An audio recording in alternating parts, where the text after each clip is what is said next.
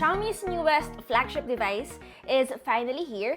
Again, they always launch two types of flagship phone every year. We have the T series, which is what I have now, and their number series. And yes, it is indeed the era of AI phones because out of the box, this device already has that. Pag-uusapan natin yan lahat mamaya. Hey guys, it's your Tech Girl Mary and welcome back to our YouTube channel. Yes, you heard it, we have here the Xiaomi 14T Pro. And the first thing you will notice is how thin the box is now. Still thick but relatively thinner. That is because they fully removed the power bricks now. Sumusunod na talaga sila sa yapak ng Apple, Samsung, and even Google. Actually, until now, I'm still contemplating, is that actually good or bad? Anyway, we got here yung panundot natin. Thankfully, meron pa rin tayong free case, which is what we want every time we buy a new device. Mahirap bumili ng case online, lalo na if bagong labas yung device mo. And of course, yung Type-C cable natin. What I notice is, every time there is an unboxing, typically guys, USB-C to USB-C yung cable, lalo na if wala ngang power brick. But with the Xiaomi 14T series, USB-A to USB Type-C yung cable na kasama. And of course, yung device natin, and this is in Titan Gray. Actually, color-wise, yung set and even the colorway I got right now is very similar to the flagship devices we have now. And to be honest, I really thought it was titanium. Before we move on with the design, I really appreciate the brand na hindi nila sinalpakan ng any AI branding yung kanilang packaging. Most devices na may konting integration ng AI, yun na agad yung sinasalpak nila sa box para syempre mas appealing sa mga consumers. Okay, so right out of the bat, una ko agad masasabi sa design niya, it's nice, but a bit dull. Katulad ng ibang brands, wala tayong colorful choices sa Pro, but when it comes to the vanilla 14T, meron. At the same time, for a flagship phone, this 2024, makapal siya. And immediately, 2 weeks ago, nung na-receive ko yung device na to, una ko agad naramdaman sa kanya, mabigat. Initially nga, akala ko may charger sa box dahil yung box pa lang mismo ay mabigat na.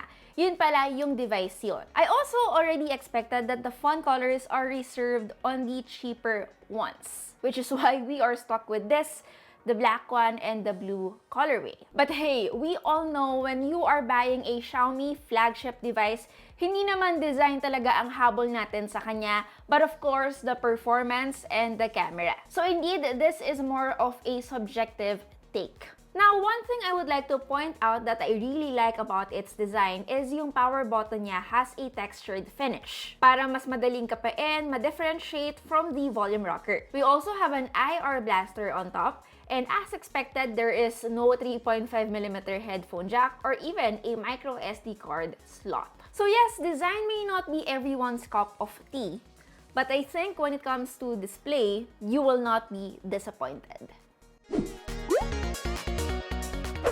In terms of specs, it's exactly the same with last year. And it's not always a bad thing. 6.67-inch size with AMOLED display and a 144Hz refresh rate. And in all honesty, wala akong makitang mali sa display niya. I mean, the Crystal Res AMOLED technology did not disappoint. So far, with my 2 weeks of experience, it's smooth and vibrant. Whether streaming man yan, scrolling through Instagram, and gaming. What's more is that since nagsisave nga ako ng battery when I brought this device in Hong Kong, I'm glad there is an option to lock the display to a maximum of 60Hz. For me, hindi man nagbago yung specs ng display niya, pasok pa rin siya doon sa modern flagship standard. Buti nga guys, hindi siya curved display kasi alam niyo naman ako when it comes to flagship devices, or any device in general na merong curved panel. Lastly, may in-display fingerprint sensor tayo. I wouldn't say this is the most consistent sensor I've used on a flagship phone,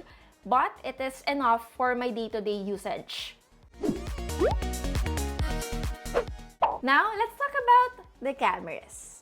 Again guys, tatlo lang yung working dito. And yup, don't worry, wala naman silang nilagay na walang kwenta. Yes, the Leica partnership continues here. And alam naman nating lahat when it comes to Xiaomi flagship devices, they always excel in photography. But the question is it still the case now? Kung very specific kayo sa specs, meron siyang 50 megapixels main, 50 megapixels 2x telephoto, and a 12 megapixels ultra-wide. Though take note, main camera medyo mas maliit ng konti yung sensor niya ngayon. A fraction smaller, pero it doesn't mean naman it's bad. At least in my experience. Unang-una yung interface niya. Kung bago ka sa Xiaomi flagship devices, you will not immediately gets yung interface niya. There is a lot going on here. When it comes to taking videos, may choices kayo between film and standard video mode. At the same time, you also got an option like a Xiaomi Master Cinema mode. There is still two options to shoot,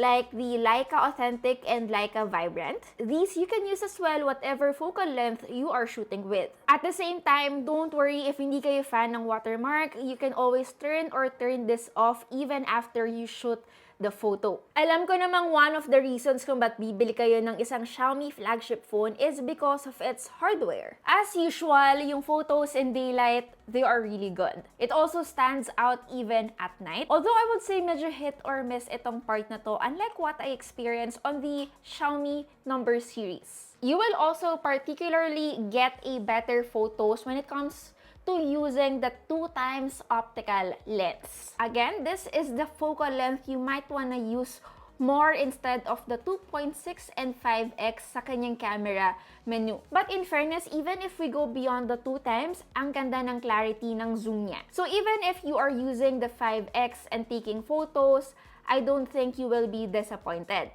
Now, when it comes to the front camera, ito may upgrade din tayo. We are now getting a 32 megapixels just like the Xiaomi 14. This one's also really good. Okay yung detail, it's sharp, and very decent yung skin tones. And in terms of video, we still got an 8K video recording here. Impressive spec even though we all know not everyone uses this. But again, at least we have it on a 2024 flagship phone. Lalong-lalo na doon sa hindi naman pala upgrade every year, you're definitely future-proofing your device. Now, how did they implement AI here? Actually, there is now an AI image editing. Makikita nyo lang to kapag inedit nyo yung photo you took. Pwede kayo mag-implement ng clear sky by using a slider. Pwede rin kayo mag-add ng iba't ibang bokeh effects. At the same time, you can also use erase to manually remove objects or remove people.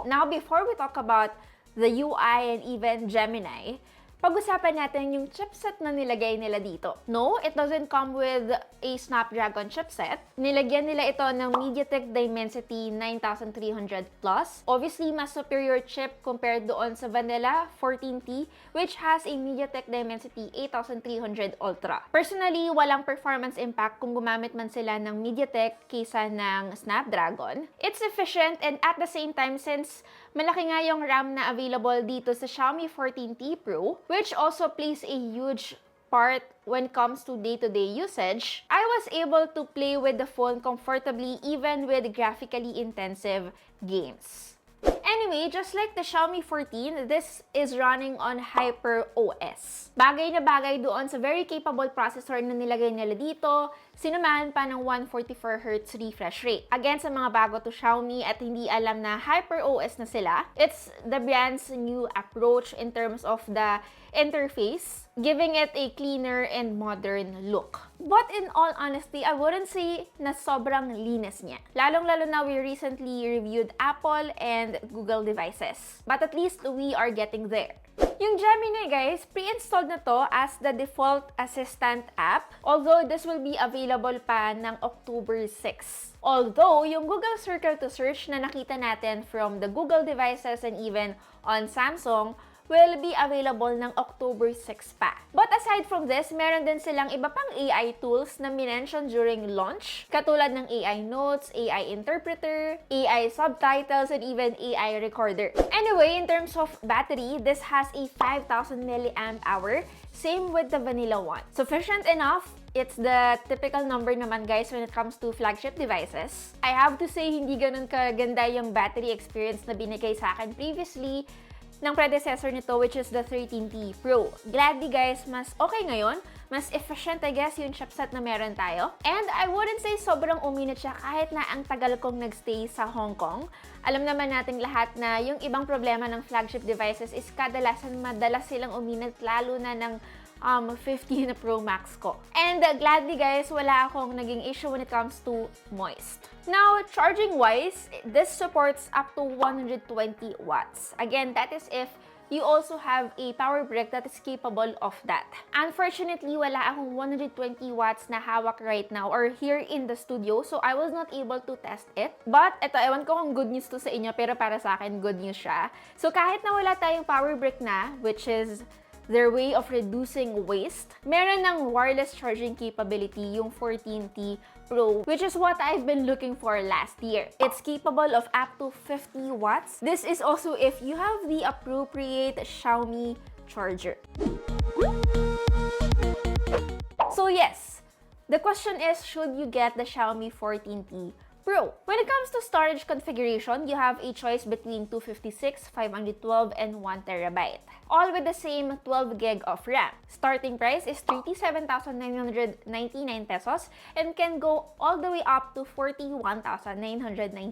In fairness naman, yung difference in terms of pricing when it comes to storage, hindi gaanong kataasan. Yung ibang phones, halos 10,000 yung kailangan mong i-add just to get a 1TB storage. Sa totoo lang right now, lalo na medyo patapos na yung taon, marami talagang alternatives na pwede tayong bilhin. Like the one from Poco, meron din tayong the one from Honor, and recently kaka-launch lang din ng Samsung ng S24 FE. So yes, there are loads of alternatives. And if you have the Xiaomi 13T Pro, may mga upgrades din naman akong na-notice sa kanya, like again, the much improved battery life, a 50 watts wireless charging capability, a better finish, and of course, the new AI integration. But if you have that, the Xiaomi 13T Pro, I don't think tama na mag-upgrade kayo kaagad. This is what I always say on my reviews almost every time I upload a video. A 1-year gap upgrade is really not that necessary, considering then na very incremental lang yung changes talaga ng flagship devices taon-taon. Not unless, of course, cash is not a problem to you. Anyway, overall, I still find this phone a compelling device. Maganda siya, solid, but again, not for those who already has a Xiaomi 13T Pro. Anyway, that's basically it. Again, it's your tech girl Mary, and see you in our next video. Bye!